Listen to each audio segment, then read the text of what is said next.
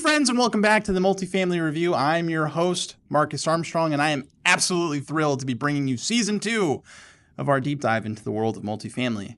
We made it to a second season of this show because of you, our amazing listeners. Thank you for making this podcast a part of your lives. We really appreciate that here at the Multifamily Review and J. Turner Research at large. We are all in the trenches with you. If you're just joining us, the Multifamily Review is the podcast dedicated to the folks who make the multifamily industry tick. The leasing agents, the maintenance crews, the property managers, and just about everyone else up the chain. We're here to talk about the challenges and the triumphs, the trends and the best practices, and everything else that impacts your day-to-day. And this season, we're kicking things off with a topic that often flies under the radar, but it is a critical piece of the multifamily puzzle: student housing. We're diving headfirst into the world of dorms, off-campus apartments, and everything that makes student living unique. We know that several of our listeners deal primarily with conventional apartment communities. This season opener will be a chance for us all to get an updated view of how the student sector has been changing recently. We'll be exploring the latest trends, the investment landscape, and the unique demands of a dynamic market. We've done our homework so you don't have to, and I'll be bringing everyone up to speed on where the student housing sector stands today. You'll be hearing from our intern, Cameron Reams, or Cam the Man as we know him, later in the show, who has taken a deep dive into the results of our student spring survey. You won't want to miss his findings about what today's college students are really looking for in their housing. So buckle up, everyone, as we start Season 2 and take a look into the very important world of student housing.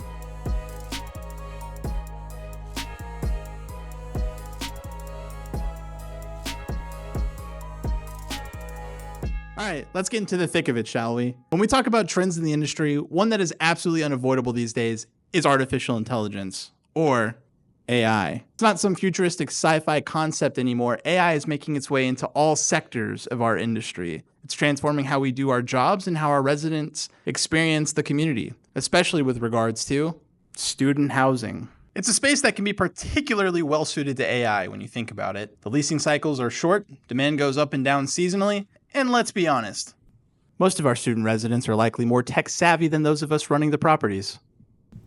I think that's a great thing, actually, since AI can help us level the playing field. I've been reading up on this, and it's fascinating to see how AI is stepping in to handle some of our key challenges in our sector. For example, think about lead management. How many leads fall through the cracks because it just isn't feasible to respond to every single inquiry instantaneously? AI tools are changing that. You can have instant responses, accurate info, and no more losing out on potentially great residents because of a slow response. I think the biggest thing is the ability for AI to handle the repetitive tasks. All the documentation, the rent reminders, and all of the data crunching. All of this stuff can easily be automated, and that makes the team more efficient and improves their productivity. It's not just about speed either. AI is optimizing leasing from the start. You can't just forget about those never-ending prospect communications that overwhelm the on-site teams. I've seen it help with scheduling tours and generally making the leasing process faster and more seamless. In many ways, AI is acting as a 24/7 leasing assistant. Human staff can't be on duty at all hours, on holidays or weekends, which is often when a lot of our prospect interactions happen. So these AI tools can truly be working around the clock, always available and ready to respond and to help. The biggest misconception with AI is that we're going to be completely replaced by machines. The more accurate picture is that this is actually freeing up our staff to do more human-centered work. Instead of getting bogged down with the minutiae, teams can now focus on community building, on personal connections with residents, and identifying and addressing concerns before they escalate. AI isn't a replacement. It's an enhancement. And this isn't just some far-off dream either. I know companies like Cardinal Group, Asset Living, and Peak Made Real Estate are already using these tools and seeing measurable improvements in everything from lease conversions to renewal rates. The staff can engage more, create that needed sense of belonging that is truly something they cannot do without the help of technology. In the end, I think we're starting to see how AI can streamline operations, improve the resident experience, and free up our valuable teams to focus on what really matters: residents. But let's be real, all of these innovative tools and amazing new strategies need something to fuel them, so let's get into the numbers. The student housing sector has proven to be pretty darn resilient. It's weathered the pandemic well, and with enrollments climbing, particularly at bigger universities, it's attracting a lot of attention from lenders, equity partners, and developers. Now, pre-leasing for this fall was down slightly compared to last year, but it's still sitting at a pretty healthy 94.5%. So I think we're still looking at a solid performance. And rent growth in a lot of these markets is pretty impressive, with investors at some schools seeing average rent increases of 10%, which is no small potato. It's not all sunshine, though. The higher interest rates have definitely slowed things down a bit. We're seeing this bid-ask spread, which is making it tough for sellers and buyers to come to an agreement on prices, and that's slowed the pace of deals. In fact, the number of beds that changed hands this year is down about 10% compared to last year. But there is good news. There are new players entering the student housing equity game, as well as a lot of debt options emerging from Freddie Mac and Fannie Mae. So all of this is leading mortgage brokers to think we're going to see a pickup in transactions in the coming year. I know institutional investors, foreign investors, and high net worth individuals are all looking for the stability and strong performance this sector offers. One of the big reasons student housing is so appealing is the shortage of housing at a lot of these universities. Now, you may not think that's important, but these institutions have seen a rise in enrollment this year, and that was the first rise in quite a while.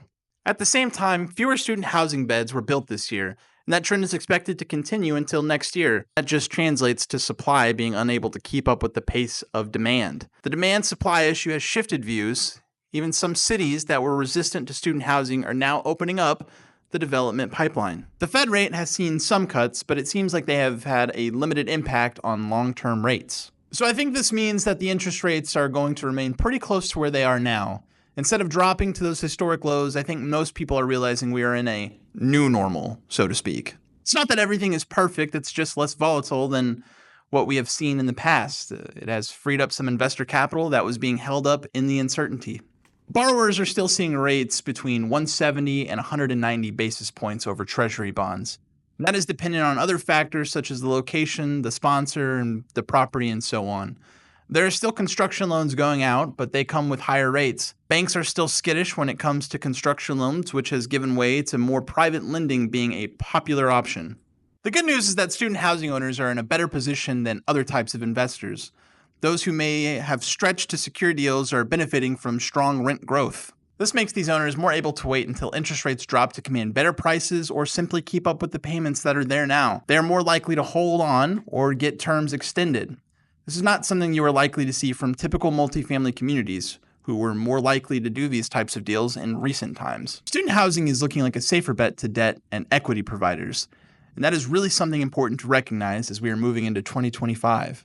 Okay, so we've covered the tech and the money, but let's not forget who is actually driving all of this demand. The students. At the end of the day, it's all about the resident experience, so we need to understand what exactly students are looking for in their living environment. Are their preferences changing? What's in? What's out? And how can we make sure we are meeting and even exceeding their expectations? One thing that's definitely clear is that the days of simply designing a single Instagrammable moment are over. It's not enough anymore just to make one part of your community aesthetically pleasing. The students of this generation want a holistic, beautiful, and inspiring environment, inside and out, and from every angle. And it's not just about aesthetics either. I'm reading about how student desires for fitness and wellness spaces have shifted, and what used to be the focus is no longer what's in demand. It seems like spaces that are too specific, like single-use spin rooms, aren't cutting it anymore. Students want more adaptable, flexible spaces that keep up with the latest fitness trends and technological advancements. I think that is probably why gray and achromatic color palettes are going the way of the dinosaur. I'm seeing a push for warmer, more inviting, comfortable spaces that feel more like home. Casual, approachable interiors with vibrant colors, soft textures, and personalized touches are definitely gaining popularity. They want to be able to express themselves in spaces and have it reflect their own unique style. Let's not forget the ever-changing world of technology. You'll no longer be seeing rows of computers provided in a study room. Most students come to school with multiple devices, rendering those extra computers useless. So Marcus, what's in demand? Well, the idea of an Instagrammable backdrop is still important, but it has been redefined as the whole property. There's a greater desire for natural light, full-length mirrors, and great lighting for those outfit of the day posts. You'll find that the current student hobbies are also being reflected in that design. With vintage and secondhand finds becoming more popular, it's all about that mix of new and old to create something unique. The idea of bringing what you love to do outside back to where you live. The integration of technology is also a huge factor, with things like smart locks, smart laundry, and package systems now becoming increasingly expected. While those very specific exercise spaces are waning in popularity, I'm seeing an increased demand for wellness spaces that support emotional and physical health. You're seeing a push for steam rooms, cold plunge tubs, low light rooms for meditation, and tech-free lounges outside the fitness center. Students want it all. I'm also seeing a focus on hospitality and really making the residents feel pampered, almost like a luxury hotel. It's about making students feel like they're not just renting an apartment. And in keeping with the trends, there's definitely a growing desire for curated convenience, with vending options for everything from snacks to household items, as well as storage for many common items such as crockpots and vacuums. And let's not forget that the pandemic brought in a demand for pet-friendly amenities, and that's really stuck around. We're seeing dog parks, pet washing stations, and pet-friendly common areas becoming more and more common. It seems everyone has a fur baby these days, and of course, as online shopping continues to rise, secure package rooms with digital notification systems have become a must. However, what I think is the most important thing of all, at the end of the day, it's about safety. Students' top wish list item is to feel safe, supported, and accepted and important. So it's not just about the color or the style, but it's also about creating a safe environment. With the new generation of students on the horizon, Generation Alpha, dorks, I'm seeing that they might actually be spending more time offline. This is expected to have an impact on design, but exactly how is yet to be seen. The big takeaway here is that good design comes from understanding the user and then creating spaces that enhance the way they live their lives. So we've taken a look at AI, finances, and preferences, but now let's dig into some of the concrete data. This is where our intern Cameron Reams, or Cam the Man, has really shown. He took our recent student spring survey results and has put together a really impressive report. Cam, thanks for joining us on the show today. Thank you very much for having me. What were some of the key takeaways or findings that just jumped out to you? Security is top priority to Generation Z students. I went into the project with the theory that security would be a top issue. It was particularly found among females and upperclassmen to be a top priority. This group reported security concerns more so than other groups. So let me ask you this. Were there any trends or preferences that you found particularly surprising or that challenged the way or what we thought we knew about student housing? A surprising find would be that maintenance doesn't matter as much to overall satisfaction as one would think.